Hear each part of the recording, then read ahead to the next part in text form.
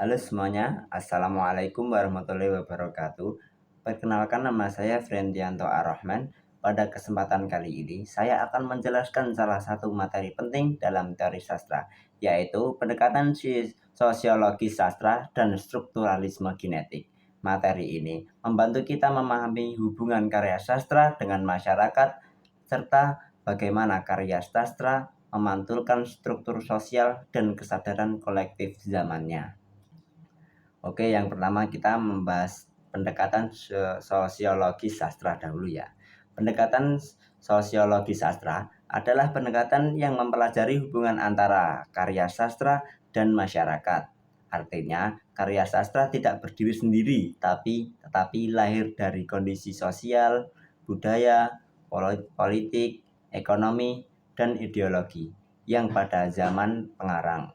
Dalam pendekatan ini terdapat beberapa fokus kajian. Yang pertama itu sosiologi pengarang, sosiologi karya sastra, sosiologi pembaca. Sosiologi pengarang. Dalam bagian ini, kita mempelajari latar belakang pengarang, status sosial, pendidikan, lingkungan tempat tinggal, kondisi ekonomi, serta nilai-nilai yang dianut. Semua itu mempengaruhi cara pengarang memandang dunia dan menuangkannya ke dalam karya sastra. Sosiologi karya sastra. Bagian ini mempelajari isi karya, yaitu bagaimana persoalan masyarakat, konflik sosial, ketimpangan kelas, atau nilai budaya direpresentasikan dalam teks sastra. Misalnya, novel-novel Pramudia menunjukkan konflik kelas, kolonialisme, dan perjuangan identitas nasional. Sosiologi pembaca. Pada aspek ini, kita mempelajari penerimaan membaca, bagaimana latar sosial pembaca membuat mereka menafsirkan karya dengan berbeda. Pembaca dari generasi atau kelas sosial berbeda bisa memiliki interpretasi yang berbeda pula. Secara umum, sosiologi sastra melihat bahwa karya sastra adalah cermin masyarakat sekaligus kritik sosial yang merefleksikan realitas zamannya.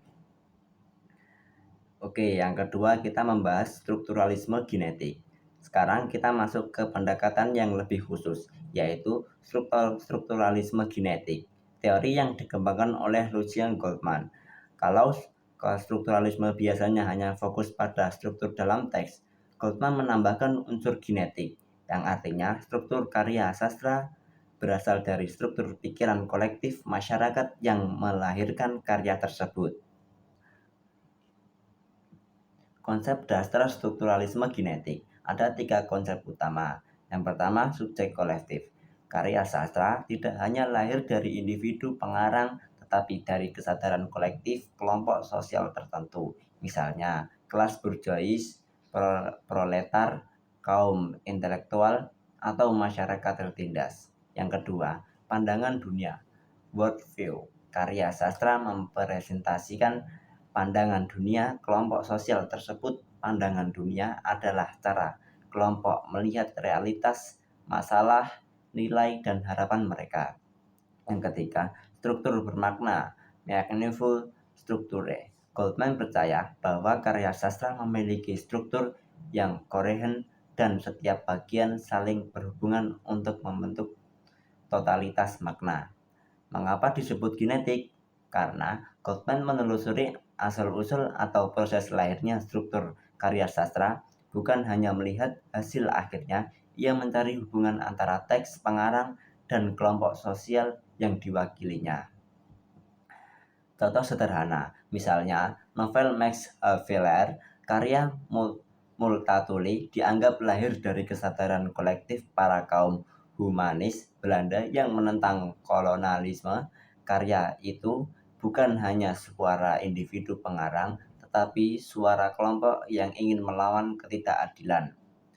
Tujuan analisis strukturalisme genetik bertujuan menemukan kelompok sosial mana yang diwakili pengarang, bagaimana pandangan dunia kelompok itu muncul dalam karya, bagaimana karya tersebut mencerminkan konflik sosial pada zamannya. Jadi dapat kita simpulkan dari yang saya sudah jelaskan tadi, sosiologi sastra memandang karya sastra sebagai produk sosial yang tidak terlepas dari masyarakat, sementara strukturalisme genetik menekankan bahwa karya sastra lahir dari pandangan dunia suatu kelompok sosial yang diwakili oleh pengarang. Dengan memahami kedua pendekatan ini, kita bisa melihat karya sastra bukan hanya sekedar sebagai teks, tetapi sebagai hasil interaksi antara pengarang, masyarakat, dan realitas sosialnya. Demikian penjelasan saya mengenai pendekatan sosiologi sastra dan strukturalisme genetik. Terima kasih. Wassalamualaikum warahmatullahi wabarakatuh. Terima kasih.